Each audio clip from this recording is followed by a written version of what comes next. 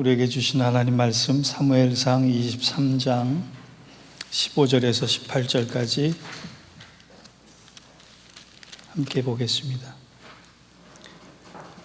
한 절씩 받들어 읽겠습니다. 다윗이 사울이 자기의 생명을 빼앗으려고 나온 것을 보았으므로 그가 십광야 수풀에 있었더니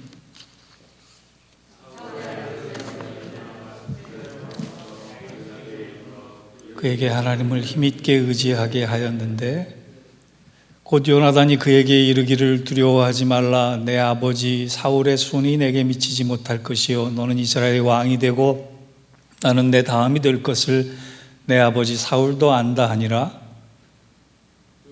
사람이 여호와 앞에서 활약하고 다윗은 수풀에 머물고 요나단은 자기 집으로 돌아가니라. 아멘. 자리에 앉으시기 바랍니다. 여러분, 친구란 단어를 아실 거예요. 친구란 단어를 풀어보면 오랫동안 친한 사람이다, 이런 뜻입니다. 그리고 이 오랫동안 친한 사이에 존재하는 두 사람의 감정을 우리는 우정이라고 그렇게 얘기해요. 여러분에게 질문을 하나 한다면, 나에게는 조건 없이 이런 우정을 나눌 수 있는 사람이 몇 명쯤이나 되나 한번 물어보시기 바랍니다. 많으면 행복한 사람이고 잘 살아온 사람이고, 없으면 한 번쯤은 자기의 인생을 또 관계를 돌아봐야 할 시점이라고 생각을 합니다. 사전을 찾아보니 잘 아시는 우정에 관한 좋은 뜻들이 좀 몇 가지가 있어서 함께 나누기를 원합니다. 우선 잘 아시다시피 사자성어로 질환지교라는 단어가 있습니다. 향기로운 사귐을 뜻하는 말이에요. 또 관포지교라는 말이 있습니다. 서로를 알아주는 기쁨을 나눠 가지는 친구 사이를 얘기합니다. 수호지교라는 단어도 있습니다. 물과 물고기 사이처럼 뗄래야 뗄 수 없는 관계를 얘기합니다. 문경지교라고 하는 단어도 있습니다. 문경지교란 뭐냐? 친구를 위해 목숨이라도 내놓을 수 있는 정도의 깊은 사귐을 얘기합니다.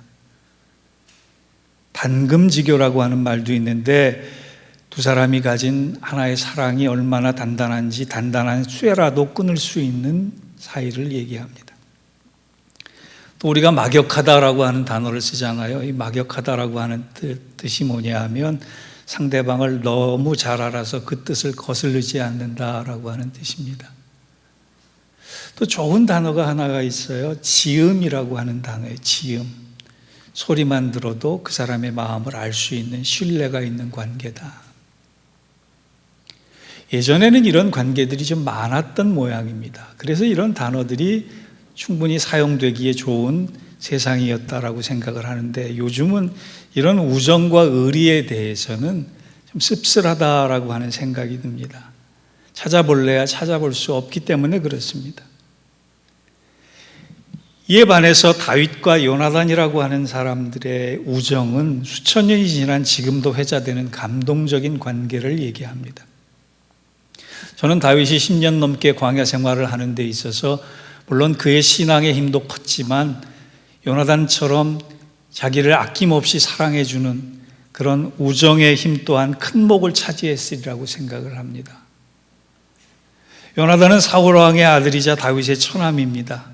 다윗이 사울의 딸과 결혼했기 때문에 그런 관계가 형성이 됐습니다. 따지고 보면 요나단은 사울 왕을 이어서 왕위에 오를 수 있는 자격을 가진 왕자입니다.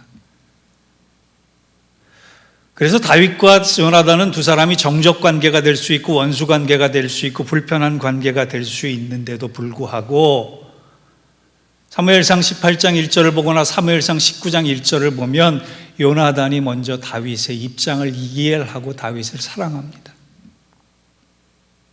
다윗에게 좋은 친구가 되어주고 목숨까지 건져주는 생명의 은인임을 자처합니다. 뿐만 아니라 오늘 본문에서처럼 지치고 낙심되어 있는 다윗을 향해서 우정을 넘어서 신앙적인 위로와 영적 선물을 나눠주는 믿음의 멘토 역할을 아주 잘 수행해주는 훌륭한 사람이 됩니다. 본문의 배경에는 다윗이 사울을 피해 도피하는 과정에서 벌어진 일입니다. 어느 날 요나단이 다윗의 7번째 도피처인 시빌한 황무지 숲으로 찾아가 위로를 해주는데 이 장면을 끝으로 다윗과 요나단은 더 이상 만나지 못합니다. 마지막 만남이란 뜻이에요. 이 마지막 만남을 위해서 요나단은 자기 아버지 사울의 명령을 거역하는 반역죄를 저지를 정도로 그의 진한 우정에는 막을 길이 없을 정도의 모습을 우리는 본문에서 찾아봅니다. 마지막 만남. 이제 곧 자기가 전사할 수도 있다라고 하는 가능성 앞에 목숨까지도 내놓을 정도의 사랑 앞에서 요나단이 마지막으로 죽어간 다윗에게 준 선물은 무엇일까요? 그 선물은 3가지입니다. 그런데 저는 오늘 요나단이 다윗에게 준 영적 선물이 중요한 것이 아니라 그 선물을 통해 하나님이 우리에게 말씀하시는 것이 더 중요하다 생각합니다. 하나님이 이 요나단을 통해서 우리에게 다윗에게 주신 선물처럼 우리에게도 주시고자 하는 선물이 있다라고 하는, 그게 뭐냐? 오늘 본문을 통해 함께 교훈받기를 원합니다. 첫째, 본문의 교훈은 어려울수록 하나님을 의지하되 힘있게 의지해야 된다는 믿음의 선물을 주셨다는 거예요. 16절을 한번 보겠습니다. 같이 읽어볼까요? 시작. 사울의 아들 요나단이 일어나 수풀에 들어가서 다윗에게 이르러 그에게 하나님을 힘있게 의지하게 하였는데, 여러분, 믿음에는 2가지 종류가 있어요. 하나는 힘 있는 믿음과 또 하나는 힘에 겨운 믿음이에요. 힘 있는 믿음은 하나님께 대한 강한 확신의 믿음입니다. 그런데 힘에 겨운 믿음은 내 때마다 일마다 좌절하고 실족하고 의심하는 허약한 믿음이라는 거예요. 여러분 잘 아셔야 하지만 이 확신의 힘에서 나오는 믿음의 힘은 힘있기 때문에 상황을 지배하는 믿음이 되지만, 힘에 겨운 믿음은 상황에 지배당하는 믿음이 되고 마는 것이. 힘 있는 믿음을 가진 사람의 좋은 샘플이 요셉입니다. 그는 노예로 팔려가서 남의 집 노예가 되었습니다. 그는 장군의 노비라고 하는 권세 앞에 무릎 꿇지 않았습니다. 하찮은 노예의 신분이라고 하는 신분의 조건에 묶여 있지 않았습니다. 그는 노비이고 노예였음에도 불구하고 대신 나는 하나님이 함께 하신 사람이다 라고 하는 하나님과 자신을 묶어서 자기의 인생을 풀어가는 사람이었다. 노예라고 하는 신분에도 불구하고, 노예라고 하는 상황임에도 불구하고 그는 노예로 살지 않았습니다. 왜? 그의 믿음이 힘이 있었기 때문입니다. 그래서 그런 감옥 안에서도 하나님과 대면하며 하나님의 일을 감당했던 하나님의 사람이 되었던 것입니다. 오늘 요나단이 힘있게 의지하게 하였는데라고 하는 이 단어의 속뜻은, 너가 상황의 노예, 관계의 노예, 현실의 노예가 되지 말고 하나님을 더욱더 의지할 때 하나님은 너를 풀어주실 것이다 라고 하는 그 믿음을 강하게 권면하고 있는 것입니다. 여러분, 이왕 믿을 거 힘에 겨운 믿음으로 아둥바둥 되느니 힘 있는 믿음으로 믿어야 되지 않겠습니까? 조엘 오스틴이라고 하는 분이 긍정의 힘이라는 책을 써서 베스트셀러가 된 적이 있습니다. 그 교회에는 매주 5만 명이 찾아온다고 해요. 저는 개인적으로 번영신학의 선봉장에 서 있는 글을 별로 좋아하지 않습니다. 그런데 여러분, 우리가 긍정의 힘을 믿는다 하면서도 믿음의 힘을 안 믿는다면 우리는 어불성설의 믿음 가운데 놓여 있는 것입니다. 긍정의 힘보다 더 중요한 건 우리 안에 믿음의 힘이 있어야 하는 것입니다. 그래서 사도 바울은 에베소서 1장 19절에 뭐라고 권면하느냐?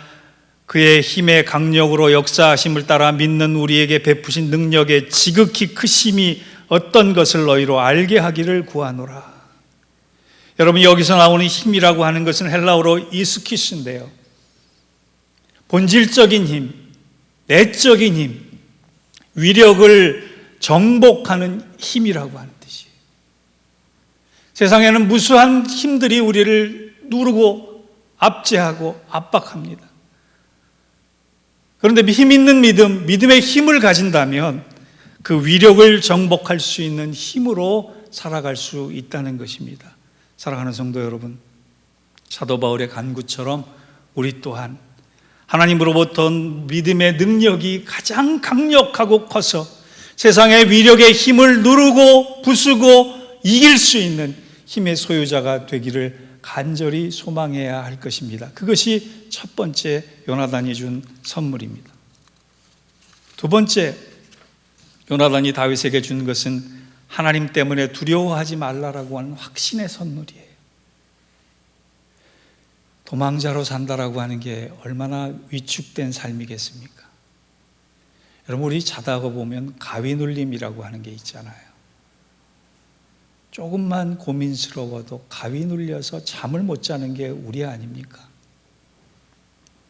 그런데 10년이 넘는 세월에 자기 생명을 쫓아서 죽이려고 쫓아오는 그 사울 왕의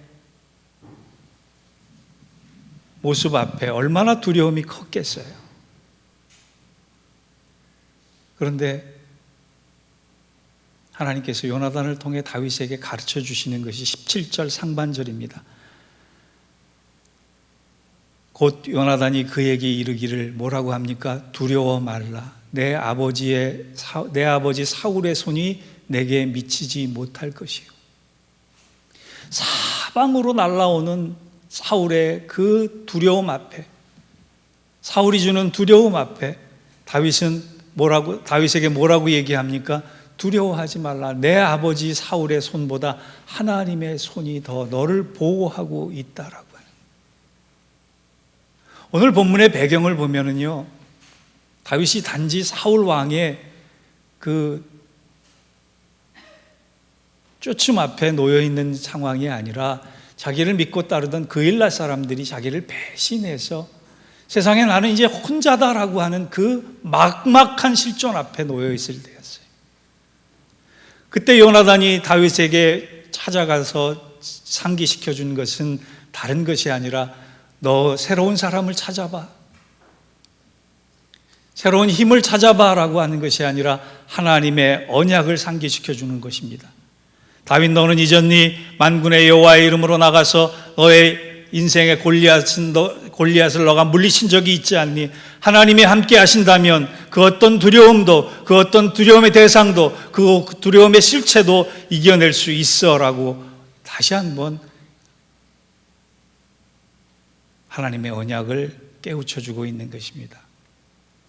여러분, 성경이 우리에게 가르쳐주지 않는 것이 하나가 있어요. 인생을 살면서 절대로 넘어지지 않는 법은 가르쳐주지 않습니다. 대신 넘어져서 제일 밑바닥까지 가보라고 얘기하기도 하는 것 같아요. 그런데 성경이 분명히 우리에게 가르쳐주고 있는 것이 하나 있습니다. 하나님을 붙잡고 다시 일어서는 법은 수없이 많이 가르쳐주고 있다는 얘기. 성경은 넘어진 사람의 이야기로 가득합니다. 그러나 하나님을 붙잡고 일어선 사람들의 이야기는 더 많이 있습니다. 우리가 현실을 두려워하지 않아야 할 이유가 바로 거기에 있는 것입니다.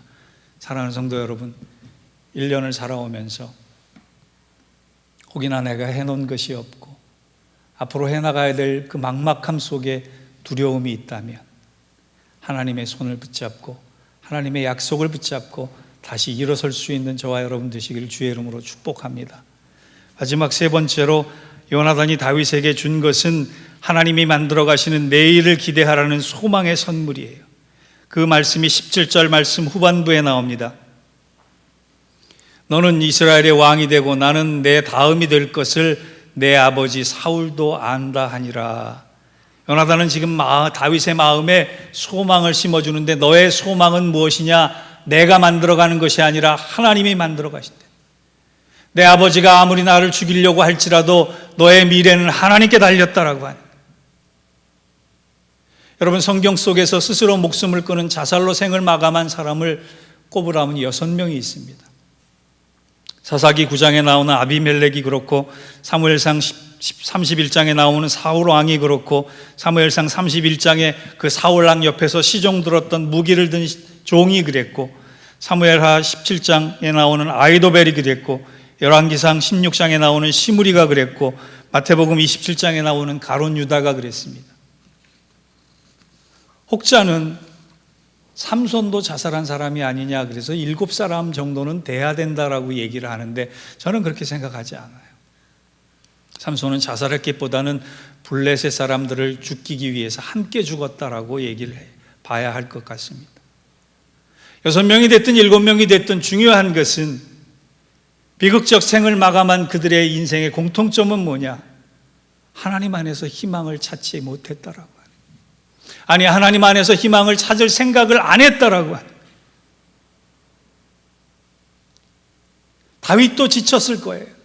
10년이 넘는 세월을 가지며 내가 도망자로 언제까지 이렇게 억울한 삶을 살아야 하고 두려움에 떠는 삶을 살아야 하느냐 낙심했을 수도 있었을 거예요. 그때 요나단이 영적인 멘토로서 준 선물이 뭐냐? 너의 미래는 하나님의 소망 안에 있다.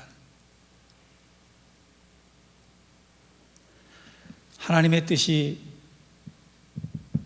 요나단에게는 믿음이었기 때문에 조금만 수를 쓰면 자기가 왕이 될 수도 있는 그런 입장이었는데 하나님의 뜻이 있었음을 알기에 그는 순종하고 다윗을 왕으로 선택하기를 주저하지 않습니다. 그리고 다윗에게 위로자가 될 것을 약속하고 선택합니다. 여러분, 우리의 미래는 하나님께 달려 있습니다. 그것을 믿는 것이 믿음입니다. 제 결론을 맺습니다. 한국의 한 결혼정보회사의 설문조사가 많은 것을 시사하더라고요. 20대와 30대를 대상으로 결혼을 하고 싶냐는 질문을 던졌더니 질문에 대해서 결혼을 하고 싶다라는 대답이 23%밖에 나오지 않았습니다.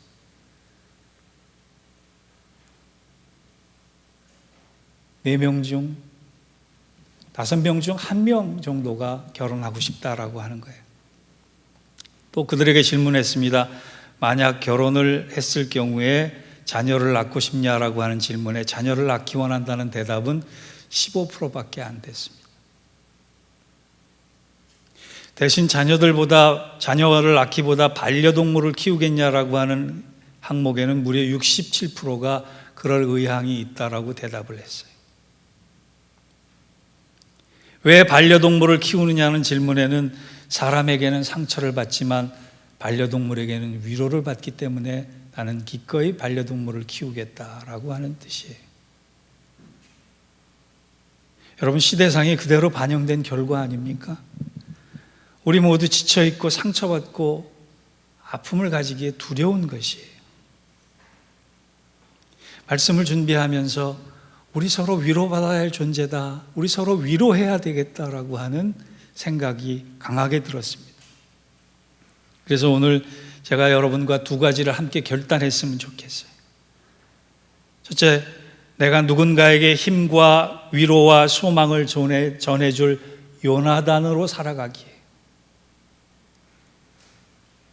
세상은 이제 자녀도 낳지 않고 반려동물을 통해서 위로받으려고 하는 그런 세상이 되었을 때 교회조차도 사랑과 위로와 힘을, 소망을 나눠 가질 수 없다면 세상 어디에서 그런 것을 나눠 가지겠어요? 필립 얀시는 그의 책 나의 사랑 나의 고민이란 나의 고민 교회라고 하는 책에서 이렇게 고백을 합니다.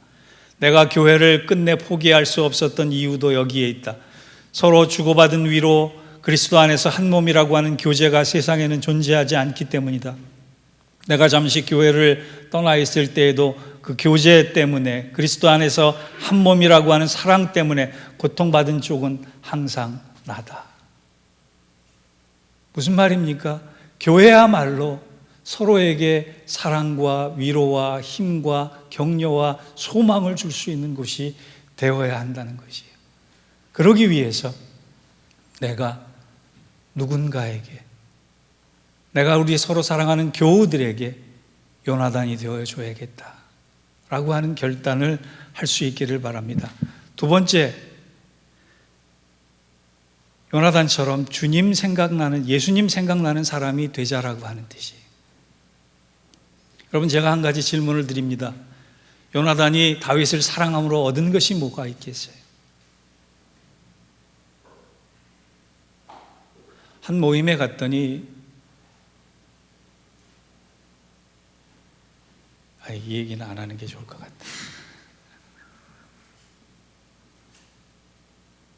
요나단이 무엇을 얻었습니까? 목숨과 왕이 될 수 있는 자기의 기득권을 양보하면서 다윗을 도왔는데 그가 받은 것이 무엇이 있어요? 따지고 보면 없습니다. 다윗에게 주기만 했어요. 물론 다윗도 요나단에게 돌려주고 싶은 것이 있었을 텐데 기회도 없었을 것이고 조건도 안 됐을 것입니다. 물론 나중에 모든 빚을 요나단의 아들인 무비보셋에게 다윗이 갚으려고 했지만 요나단은 얻은 것이 없어요. 그런데 저는 이 얻은 것이 없는 요나단을 보면서 예수님 생각이 났습니다. 신고를 위해 목숨까지도 아까워하지 않으셨던 분, 아버지와 우리가 그렇게 화목되기를 원하셨던 분, 사명을 잃지 말고 하나님의 약속을 붙잡고 끝까지 전진할 수 있도록 힘을 북돋아 준 분, 그리고 모든 관계를 복되게 축복해주고 풍성케 하시는 분, 요나단이 다윗에게 그렇게 하지 않았겠어요?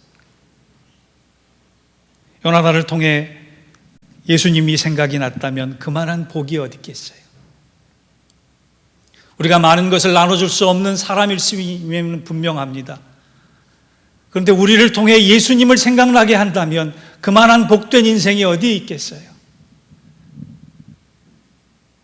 사랑하는 성도 여러분, 2023년 대림절을 보내며 우리의 삶이 달라지길 원합니다.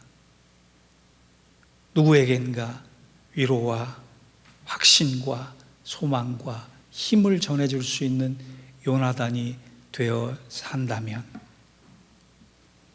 누구에게든지 생명을 발견하고 위로를 발견하고 평강을 발견할 수 있는 예수님이 생각나는 사람처럼 산다면 우리가 전해줄 수 있는 그 힘 있는 믿음과 두려움 없는 확신과 복된 소망이 우리를 살리고 더불어 우리가 사랑하는 사람을 살릴 것입니다. 우리 모두 요나단이 다윗에게 줬던 이 선물을 통해서 다시금 살아나고 일어나고 승리할 수 있는 귀한 축복이 함께하기를 주의 이름으로 축원합니다. 기도하겠습니다. 하나님, 현실은 두렵고 미래는 불투명하고